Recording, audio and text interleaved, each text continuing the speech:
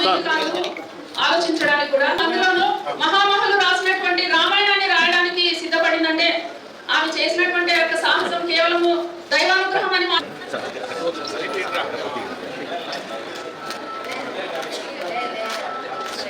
సనాతన ధర్మంలోని అంతర్గత సామరస్యాన్ని ఔన్నత్యాన్ని చాటిన ఈ యొక్క ఆటుకూరి మల్లలాడి జననం మల్లె పూదండ మా కన్న తల్లికి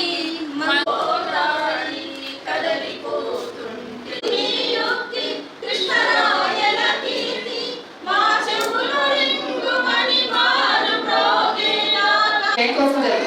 ఈ జయంతి కార్యక్రమాన్ని ఇచ్చేసిన గౌరవనీయుల డిఆర్ గారు శ్రీ మల్లా గారికి, అలాగే ఎస్ఆర్టీసీ చైర్మన్ గారికి ముల్లా గారు అధికారికంగా ఆత్మూరి మొల్లమాంబ గారి జయంతోత్సవం రాష్ట్ర వ్యాప్తంగా జరుపుకుంటున్నాము. ఇవాళ ఈ స్టేట్ ప్రోగ్రామ్ కూడా మనకు విజయవాడ జరుగుతుంది. ప్రతి సంవత్సరం మనం ఇది జరుపుకుంటున్నాము. ముందుగా అందరినీ కూడా మొల్ల జయంతి యొక్క శుభాకాంక్షలు తెలియజేస్తున్నాను. ఆత్మూరి మొల్లమాంబ గారు రామాయణాన్ని సరళ తెలుగు భాషలో రచించారు. సంస్కృతంలో గతంలో రచించినప్పటికీ అది అందరికీ చేరుకునేది, అర్థమయ్యేటట్లుగా ఉండేది కాదు. అలాంటి సంస్కృత భాషలో ఉన్న రామాయణాన్ని తెలుగులో రచించి మొదట కవిత్రిగా మొల్లమాంబ గారు ఉన్నారు. ఆ రోజుల్లోనే అమ్మాయిలు చదువుకోవడం, రాయడము అలాంటిది చాలా కష్టమైన పరిస్థితులు ఉండేవి. అలాంటి దానిలో కూడా మొల్లమాంబ గారు తన యొక్క టాలెంట్ని కవిత రూపంలో రచించి అందరూ ఆదరణ పొందారు. by the District BC Welfare Officer and the Empowerment Officer, Srimati Kushbu Koda garu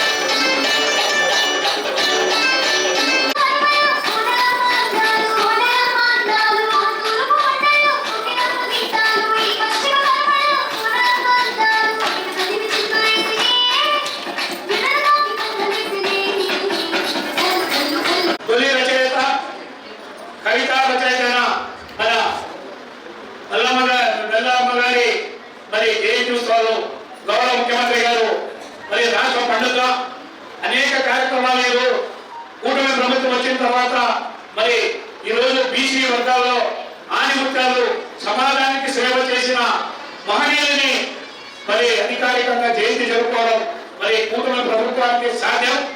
ఎందుకంటే అక్కడ వర్గాల వారి యొక్క స్ఫూర్తిని భావితరాలకు అందించాలనే గౌరవ ముఖ్యమంత్రి గారు ఆలోచన, కూటమి ప్రభుత్వ ఆలోచన.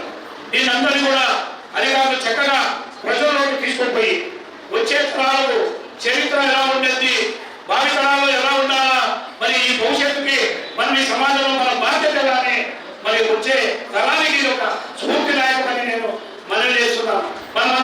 భారతదేశ అభ్యున్నతి, భారతదేశ స్వాతంత్ర్యం, భారతదేశ అన్ని రంగాలలో నిష్ణాతులైన గొప్ప వారిని స్మరించుకోవడం అనేది ఒక విషయం.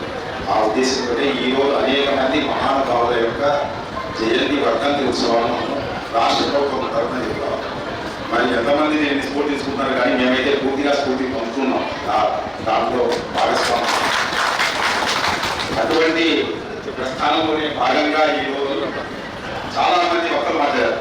దాదాపు 500 సంవత్సరాల క్రితం అప్పటి సాంఘిక పరిస్థితులు ఎలా ఉన్నాయి, సామాజిక పరిస్థితులు, ముఖ్యంగా స్త్రీ పరిస్థితి ఎలా ఉందో మనకు అందరికీ తెలుసు.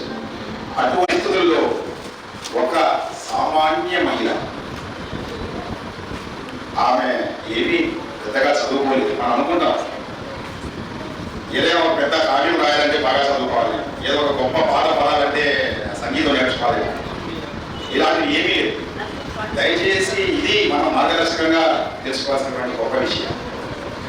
నిజంగా మనకు ఈరోజు అనేక రకాలైనటువంటి పాటలు మనకు జానపదంలో వచ్చాయి, దేశభక్తి గీతాలు వచ్చాయి, నిజంగా భక్తి కూడా వచ్చాయి, దైవభక్తితో. ఇది 100% మనకు ఉన్న దైవభక్తితో వచ్చినటువంటి ఒక గొప్ప కావ్యం తప్పితే వేరే వ్యక్తులకు ప్రజలకు తెలియాలని చెప్పేసి తెలుగులో వాడుక తెలుగులో రాసింది. మామూలు గాంధీగా తెలుగులో ఉంది. ఇది గమనించాలి. 770 కంద పద్యాలతో కూడినటువంటి ఈ యొక్క కావ్యం రాయడం అంత ఈజీ కాదు.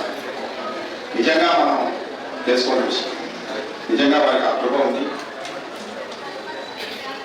కావ్యానికి ఏముంది, రసికులు మన్నిస్తే, తెలిసిన భాషలోకి తీయగా వినిపిస్తే, ఏ పద్యమైనా ఎదపొంగిపోదా, ఏ ప్రాణమైనా తనివి తీరిపోదా. ఇది 100% మల్లమాంబ రామాయణానికి పట్టించింది. ఆశీర్వదిస్తూ వారిని ఘనపరుస్తున్నారు. సెకండ్ ఇయర్ వారు హెచ్డబ్ల్యూతో సహా వచ్చి తీసుకున్న విద్యార్థులలో అవకాశాలు లేవు సార్. టాలెంట్స్ అయితే ఉన్నటువంటి టాలెంట్స్ ను ఇంకా మెరుగుపరచుకోవడానికి ఈ యొక్క సభా వేదిక అయిందని చెప్పడానికి ఎటువంటి అతిశయోక్తి లేదు. వారు సన్మానాన్ని స్వీకరించవలసిందిగా ఈ సందర్భంగా తెలియజేసుకుంటున్నాం. శాలివాహన కమ్యూనిటీ సామాజిక వర్గానికి చెందినటువంటి ప్రేమ గుర్తుగా మనం తెలుసుకుంటున్నాము. ఆ తర్వాత వడ్డే వెంకట గారు